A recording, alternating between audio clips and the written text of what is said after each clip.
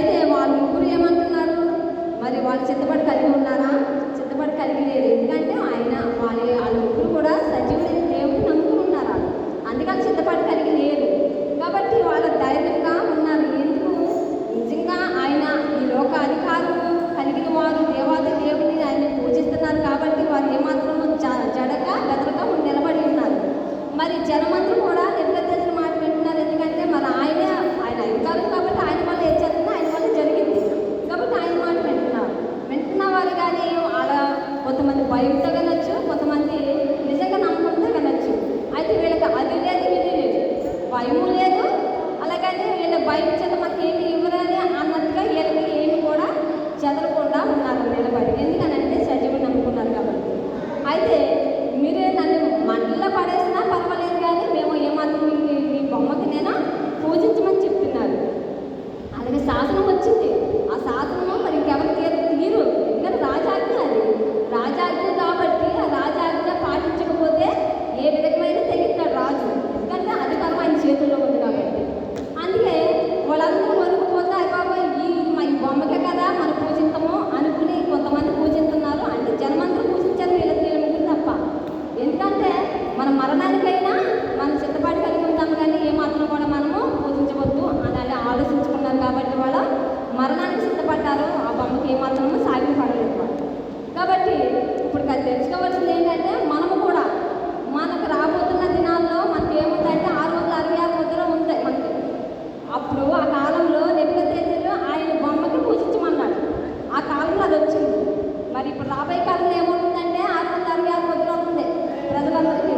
ఎందుకంటే అది భయంకరమైన అది ఒక పరీక్ష మనందరికీ. అప్పుడు కాలంలో మరి దానియేలు నిలబడి ఉన్నాడు. అలాగే చెడ్డకి వేసి కబద్దీలు కూడా నిలబడి ఉన్నారు. ఎందుకంటే మనం ఏమైనా ఇక్కడ చనిపోతాం, కానీ ఇక్కడ శ్రమ పడితే పడతాం, కానీ పరలోకంలో వెళ్ళినప్పుడు మనము సజీవులుగా ఉంటాము. అంటే నిత్యము నివాస స్థలంలో మనం ఉంటామని గ్రహించుకున్నారు. కాబట్టి వాళ్ళు ఏమాత్రం భయపడలేదు. కాబట్టి వాళ్ళందరూ పూజించలేదని రాజుకి ఏం కలిగింది? ఆగ్రహం కలిగింది, కోపం వచ్చింది. కోపం వచ్చి ఏమంటున్నాడా, మీరు ఎందుకని నా బొమ్మకు మీరు పూజించలేదంటే మరి నా మాట వినప్పుడు నీ మాటని వినకపోతే నీ కోపం వస్తుంది. కాబట్టి ఆయన కోపం వచ్చింది. నేను మిమ్మల్ని అగ్ని మండుతున్న మంటలో నేను పడేసేస్తాను మిమ్మల్ని. అది కాకుండా ఇంతకుముందు మంటలు కాకుండా ఇప్పుడు 700 అగ్ని మంట రావాలని ఆయన ఆజ్ఞ ఇచ్చాడు. అయితే 700 అగ్ని మంటలో వస్తున్నాయి ఉన్న పడకని గెంటేసాడట. ఏమీ తీలా. అయితే వాళ్ళు భయపడలా. అయితే నేను సావైనా నేను చచ్చిపోతాము లేదా మా దేవుడు మమ్మల్ని రక్షించకపోయినా పర్వాలేదు అంటున్నాడు. ఇప్పుడు చూడండి, మనకి ఏదైనా కార్యం జరగకపోతే మనం ఏమంటున్నాం, మన దేవుడు ఎంత ప్రార్థిస్తున్నాగా నేను చేద్దాం కదా అనుకుంటాం. మనము ఖచ్చితంగా అనుకుంటాము. మన దేవుడు ఎంతగా ఆరాధిస్తున్నామో మనకి ఏదైనా లోటు అయితే అనుకుంటాము, అయ్యా మేము ఎంత ప్రార్థించినా మనకి ఏమి జరుగుతులేదు, ప్రార్థన ఎందుకు మనకు ఫలించలేదు అనుకుంటాం. మనం ఒకవేళ పరీక్ష ఏమో మనకేం తెలుసు, పరీక్ష అని అనుకోవాలి కదా. అలా అనుకున్న వాళ్ళు అంటున్నారు. అయితే వాళ్ళు అలా అనుకోవాలి, మమ్మల్ని రక్షించకపోయినా పర్వాలేదు, కానీ మేము మా దేవుని కోసమే మేము మరణిస్తాం, కానీ మేము ఈ బొమ్మకే మొక్కమని చెప్పేదాన్ని. అయితే వాళ్ళు మరణించడానికి గెంటి వేయబడ్డారు, కానీ వాళ్ళు ముగ్గురిని గెంటారు, కానీ అందులో నలుగురు కనపడుతున్నారు. అంటే దేవుని నమ్ముకున్నప్పుడు విడిచిపెట్టారా? విడిచిపెట్టారు. ఎందుకంటే వాళ్ళు సాదృశ్యంగా కనపడుతున్నారు. మనకి చెడ్డకి వేసి కబద్దీలు కాలం మనకు సాదృశ్యంగా కనపడుతున్నారు. అంటే వాళ్ళ రక్షించబడటానికి, అంటే ఆ జనమందరూ రక్షించబడాలంటే వీళ్ళ ముగ్గురు కఠినంగా ఉండాలి. వీళ్ళ ముగ్గురు కఠినంగా ఉంటే ఆ యొక్క రాజు మారాలి. వీళ్ళ ముగ్గురు కఠినంగా లేకపోతే రాజు కూడా మారకపోదు, వీళ్ళ ముగ్గురు కూడా లోకరసంగా పడిపోదు. అందుకే దేవుడు రాజు హృదయం మారాలంటే రాజు హృదయం మారితే ఆ లోకంలో ఉన్న బిడ్డలందరూ హృదయాలు మారుతాయి. అందుకే రాజు మారాలంటే వీళ్ళ ముగ్గురిని కూడా వాడుకున్నాడు దేవుడు. వీళ్ళ ముగ్గురిని వాడుకుని కఠినంగా ప్రవర్తించడానికి మరి సహాయం చేశాడు. కాబట్టి మనమందరం మారాలంటే మనం ఏం చేయాలి? నిజమైన దేవుడు మన కొరకు రక్తదారు పోసాడు. కాబట్టి ఆయన నమ్ముకుని మనము మారాలి. ఇప్పుడు మనం మారగలుగుతున్నామా? మన హృదయాన్ని మార్చుకోగలుగుతున్నామా? ఆయన సిలువలో కలువరి సిలువలో రక్తం కార్చాడు మన కొరకే కదా. ఎవరి కొరకన్నా ఆయన రక్తం కార్చవలసిన పని లేదు మన కొరకు. ఎందుకంటే పాపం అంతా మనం చేసేది, ఆయన చేయలేదు కదా. ఆయన చేయని పాపము ఆయన భుజం మీద తెచ్చుకోవడానికి కేవలం మానవాళ్ళ మీద ఆయన ప్రేమను బట్టి ఆయన ఈ లోకానికి వచ్చాడు. మానవుడుకుండా దేవుడు వచ్చాడు, కానీ ఆయన రక్తదారాలు కార్చినా సరే, ఆయన రక్త మాంసములు కూడా లాగివేసినా సరే, లోకం అంతా కూడా చూసుకున్నా మరి మారగలుగుతున్నారు. ఎవరన్నాను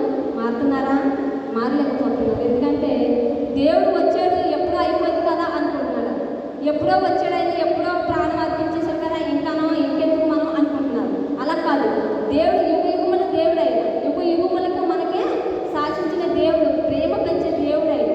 మనకి ప్రేమ కలిగి ఉండాలంటే ఆయన ప్రేమ మనకు చూపించాడు. ఆయన ఎందుకు చూపించాడు? సహనము, ఓర్పు కలిగి చూపించాడు. ఆయన ముఖం మీద కొట్టినా మరొక శంప చూపించమన్నాడు. ఆయన ముఖం మీద ఉమ్మేశాడు. ఎందుకంటే లోకరక్షకుడు ఆయన. ఈ లోకాన్ని రక్షించడానికి వచ్చింది ఆయన, మరి ముఖం మీద ఉమ్మేశాడు. ఇప్పుడు మనం ముఖం మీద ఎవరు చెప్పినా ఉండుకోగలిగితే మనము అసలు ఊరుకోలేదు. ఎందుకంటే మనం సహనం లేని వాళ్ళు, కాబట్టి మనము మన ఏదైతే చిన్న మాట అన్నా, మనం తట్టుకోలేము. అందుకని అంటున్నాడు, మనం మానవ శరీరం కలిగిన వారు కనుక తట్టుకోలేమని ఆయన మాదిరిగా మనకి లోకానికి వచ్చి చూపించాడు. ఆయన ఎందుకంటే ఆయన లోకానికి మొత్తం కారణము మనము నశించుకోవడానికి ఇష్టం లేదు. ఆయన అవును, చెద్దకు వేసి అర్థలిపోతే ఆయన నశించుకోవడానికి ఇష్టమైంది, ఆయనకి ఇష్టం లేదు. కాబట్టి ఆయన 4 వెతికి ఆయన దూతను పంపించి రక్షించగలిగాడు. ఆయన ఎందుకంటే ఆయనకు అసాధ్యమైన లోకంలో లేదు, ఆయనకు సమస్తము సాధ్యం. లోక సృష్టించిన దేవుడు ఆయన. మన ప్రాణంలో నశించిపోతానికి ఆయన ఇష్టపడాడు. ఆయన మన ప్రాణం రక్షించడానికి కూడా ఈ లోకానికి వచ్చాడు. చెద్దకు వేసి అర్థలిగిన మొక్కపోతం కారణం ఏంటంటే ఆయన కొరకు ప్రాణాన్ని అర్పించడానికి కారణం అంటే ఆయనతో పాటుగా నిత్య జీవం పొందుకోవాలని, ఆ పరలోక రాజ్యంలో నిత్య యుగంలో ఆయనతో జీవించాలని ఆయన అన్నాడు కదా. లోకసువార్త, యోహాను సువార్తలో, మీకంటే ముందు నేను స్థలము సిద్ధపడతాను, తర్వాత వచ్చి మిమ్మల్ని తీసుకెళ్తానని చెప్పాడు. ఆయన రాబోతున్న దినాలు కూడా దగ్గర పడుతున్నాయి. ఎందుకంటే ఈ లోకమంతా చూసిన మనకు కనపడుతున్నాయి. మరి అతి సమీపంలో రాకడున్నది. మానవులు చాలామంది నశించిపోతున్నారు. ఇప్పుడు ఏమి తెలియని నేర్చాలు వచ్చి నశించిపోతున్నాయి. అంతం ఎప్పుడు వస్తుందో మంచి కుమారుడు కూడా తెలియదని చెప్పేశారు. ఆయన నాకు తెలియదు, శిష్యులకు తెలియదు, మంచి కుమారుడు కూడా తెలియదు, తండ్రికి మాత్రమే తెలుసు అన్నాడు. ఆయన రాకడ ఎప్పుడు వస్తుందో ఆయనకు మాత్రమే తెలుసు, మనకు తెలియదు. ఎప్పుడు వస్తుందో అంతమంది కన్ను మూసి తెలిసేలాగా మానవుడు ఏమైపోతున్నాడో కూడా తెలియలేదు. కాబట్టి మనం ఇప్పుడు మారాలి. ఎందుకంటే చెద్దకు వేసి అబద్ధపోతే ఎలాగ పట్టుదలగా మారారో, ఎలాగ దేవుడి కోసం బ్రతికారో, ఎలాగ ఆయన కోసము మరి నా దేవుడు సజీవుడని మరి నిలబడి ఆ ముగ్గురు కూడా ఆ రాజ్యం అంతా కూడా ముగ్గురు నిలబడ్డారు. ఆ ముగ్గురే నిజంగా ధైర్యంగా నిలబడ్డారు. అంత ధైర్యం మనం కలిగి ఉన్నదా? ఆ ధైర్యం మనం కలిగి ఉంటే నిజంగా దేవుడు సాధించగలుగుతున్న లోకం అంతా కూడా. ఆ ధైర్యం మనకు లేదు.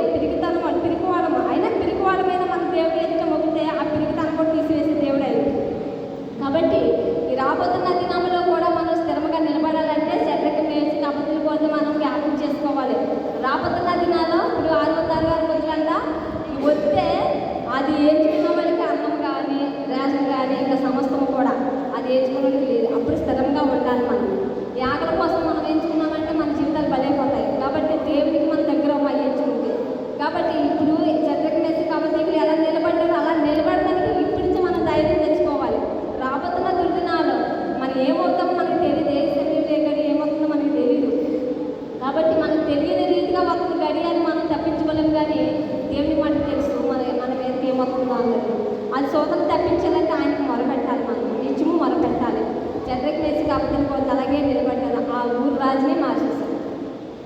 ఆ ఊరు రాజుని శాసించిన నా బొమ్మకి మీరు మొక్కపోతే మిమ్మల్ని చంపుతానన్న రాజునే మార్చుకున్నాడు. ఎందుకునంటే ధైర్యంతో దేవుని ప్రకటించాలని వాళ్ళు ఒక పట్టుదలతో మరి స్థిరంగా నిలబడ్డారు. కాబట్టి ఆ ఊరు రాజునే మార్చారు. రాజుతో పాటు ఆ ప్రజలందరికీ మార్పుకొచ్చారు. అది ఒక సర్వమ్మ మార్పుతండి. ఈ దేవుడు రక్షించాడు అన్నదాన్ని తెలిసింది.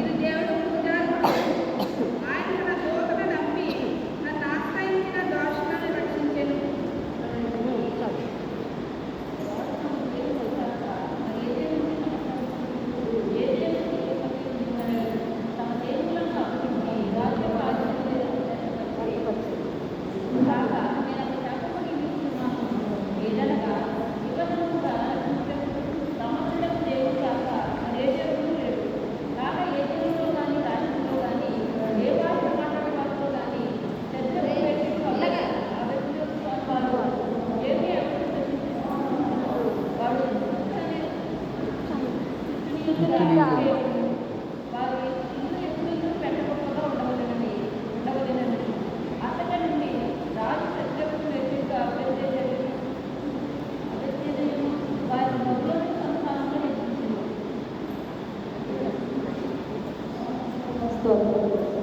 ఇక్కడ మరి దేవుడు మరి అక్కడ రాజు సాధిస్తున్నాడు. మరి ఈయన ముగ్గురిని రక్షించిన దేవుడు, మరి ఆ దేవుడు నిజమైన దేవుడని గుర్తెరిగి ఆ రాజు ఏమంటున్నాడంటే ఆయన శాసిస్తున్నాడు ఆ ఊరికి, ఆ ప్రజలందరికీ కూడా శాసిస్తున్నారు. ఏమనగా అంటే మరి చెడ్డకి మేసి అబద్ధులకు మరి ఆయన్ని రక్షించిన దేవుడు నిజమైన దేవుడు కనుక మీరందరూ కూడా ఆ దేవుడినే పూజించాలి, మీరు ఆ దేవుడిని మీరు ఆరాధించాలి. మరి ఏ దేవుడిని కూడా మీరు ఆరాధించుకోలేలా ఆ దేవుడిని మీరు ఏ దేవుడినైనా పూజించినట్లయితే ఏమంటాడు అక్కడ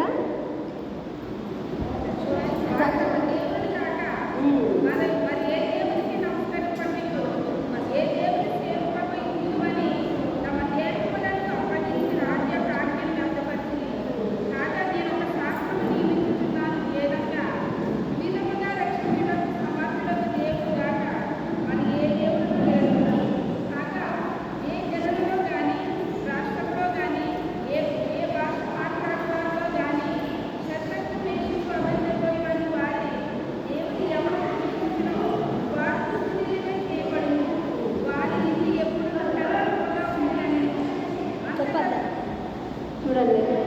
దేవుని వాళ్ళు పూజించకపోతే ఏం చేస్తాడంట, ఆ ఇంటిని పెట్టగొప్పగా చేస్తాడంట. కాబట్టి మనము కూడా ఏం చేయాలంటే మన దేవుని కొరకు మనము ప్రయాసపడాలి, ఈ లోకంలో ప్రయాసపడుతూ ఉండాలి. ఎందుకంటే దేవుడిని ప్రకటించాలి. మనము మరి బారోటంగా వెళ్ళి లోకంలో ప్రకటించలేము, కానీ మనం తెలిసిన వాళ్ళకి ఏమైనా అంజులు ఉన్నారో వాళ్ళకి తెలిసిన వాళ్ళకి ప్రకటించాలి. మనం పనిచేస్తున్న కాడ వాళ్ళకి చెప్పాలి దేవుని మాటలు, వాళ్ళు మార్చాలి. ఎందుకంటే మనము వారికి మన సెక్రటరీస్ కంపెనీలో ఒక మన ధైర్యం ఉండదు, కానీ మనకు ధైర్యం లేని వారు మనము. కాబట్టి మనము అలా కాకుండా అలా లోకమంతా తిరిగి మనం సాటించలేము, కానీ మరి మనం పనిచేసి కాడు కానీ లేదా మనకు తెలిసిన అంజులు కానీ వాళ్ళకి చెప్పాలి దేవుడి కోసం. ఇదిగో దేవుడి మాటలు లేదు, రాజ్యం రాబోతుంది, దేవుడి రాజ్యం రాబోతుంది. కాబట్టి మరి దేవుడు అతని ద్వారా రాబోతుంది, రక్షణ పొందండి, మారు మనసు పొందండి అని మనం చెప్పాలి. వారందరికీ చెప్పేవాళ్ళగా ఉండాలి. డెప్యూటీ దేశాన్ని మార్చిన ఇక సెక్రటరీ బేసిక్ అబద్ధాలు పోతే ఎలా మార్చారు, ఆ లోకమంతా ఆ ప్రజలందరినీ మార్చేశారు. ఈ బొమ్మకి మీరు మొక్కపతి సంస్థనన్న వ్యక్తిని మార్చారు. అలా మార్చిన వారు లేక మనం ఉన్నామా? ఈ రోజునే ఒక వ్యక్తిని మారు మనసు పొందేలాగా మనం చేయగలుగుతున్నామా? ఒక వ్యక్తిని మనము ఆత్మ రక్షించబడటానికి సహాయం చేయగలుగుతున్నాం. మనము మన దోషణ మాటలు కానీ లేదా మన ఆలోచనలు కానీ మన తలంపులు కానీ ఒక వ్యక్తిని పాడు చేసేలాగా ఉన్నామా, లేదా ఒక వ్యక్తిని రక్షించే వారిలాగా ఉన్నామా? ఒక ఆత్మ కూడా నశించుకోవడానికి ఆయన ఇష్టం లేదంటున్నాడు. కాబట్టి మన ఆత్మను రక్షించుకునే వేరే ఆత్మల కొరకు మనం ప్రయాసపడాలి, భారం కలిగి ఉండాలి. ప్రతిదినము కూడా ఆ ఆత్మల కొరకు ప్రార్థించాలి. మన కొరకే మన కుటుంబం కొరకు ప్రార్థించుకోకూడదు, ముందు ఎంతవరకు కొరకు ప్రార్థించాలి. ఒక ఆత్మ నశించిపోతుంటే ఆ ఆత్మను మనం ఏం చేయాలంటే ఆత్మ కొరకు కన్నీటితో ఉపవాసంతో ప్రార్థించాలి. అలాగే ప్రార్థించమని చెప్తున్నాడు దేవుడు కూడా. ఎందుకంటే మీకోసమే మీరు ప్రార్థించకండి, ఎదుటి వారి కోసము మీరు ప్రార్థించండి. మీ సొంత వారి కోసం కాదు, కానీ నీకు తెలియని వారి కోసం కూడా ప్రార్థించమంటున్నాడు ఆయన. మనలో ప్రతి ప్రార్థన అవసరత మనలో కోరుకుంటారు, 3 మంది కోరుతారు మనల్ని. అటువంటి అవసరాలను ఎత్తిపట్టి ప్రతి దినము కూడా ప్రార్థించాలి. ఒక వ్యక్తిని మార్చామంటే నిజంగా దేవుడు ఆశీర్వదిస్తాడు. ఇటు దేవతలు ఎదుర్కొంటారంట, ఎవరు మార్చబడతారా అని ప్రతి దినము కూడా చూస్తారంట. ప్రతి దినం కూడా దేవుడు చేతులు శాస్త్రానికి ఎవరు వాళ్ళ ఆత్మ నా చేతికి అందిస్తారు వాళ్ళు ప్రతి మనమందరం కూడా దేవుని యొక్క విశ్వాసంతో మరి ధైర్యం కలిగి ఉండాలి. ముందు ప్రార్థన శక్తి పొందుకోవాలి, ముందు ప్రార్థన కలిగి ఉండాలి, ప్రార్థన శక్తి పొందుకొని ఉండాలి. మనము ప్రార్థన ఏమాత్రం విడిచిపెట్టకూడదు. ప్రార్థన మనకి ఎంతో ఆయుష్ పొందుతుంది, ప్రార్థన శక్తి మనకి ఇస్తుంది. కనుక మనం అందరం ప్రార్థన కలిగి ఉంటాము. ఇంకా చెడ్డకి మేసి కాబట్టి పోతూ కూడా వాళ్ళు కూడా రాజునే మార్చేవారు. మనం కూడా ఈ లోకంలో కనీసం ఒక్కలేని మారుతానికి సిద్ధపడి కలిగి ఉండాలి. ఎందుకు మన ఈ యొక్క ఊరిని మార్చుకోవడానికి ప్రయత్నం చేయాలి. ముందు మన ఊరే మారలేని స్థితిలో ఉన్నది, మన ఊరే భయంకరంగా ఉంది, ప్రార్థన లేని స్థితిలో. ప్రార్థన దగ్గరికి ఎవరు ముందుకు రావట్లేదు, ప్రార్థన దగ్గరికి ఎవరు కూడా మరి ఏమాత్రం ఆసక్తి చూపించట్లేదు. అది ఎక్కడైనా గొడవలు అయితే పరిగెత్తి పోతాం, కానీ ఎక్కడ కొడుకున్న వాళ్ళు కూడా చేస్తారు దెబ్బలాట్లు. అంటే నిద్ర అయిన వాళ్ళు కూడా లేపి ఎక్కడికి వచ్చేస్తారు, ఎక్కడ గొడవ జరుగుతుందా అని. మరి ఇప్పుడు ఎవరైనా రాగలుగుతున్నారా, ఎవరైనా పక్క వాళ్ళని తీసుకురాగలుగుతున్నారా? ప్రార్థన అంటే అసలు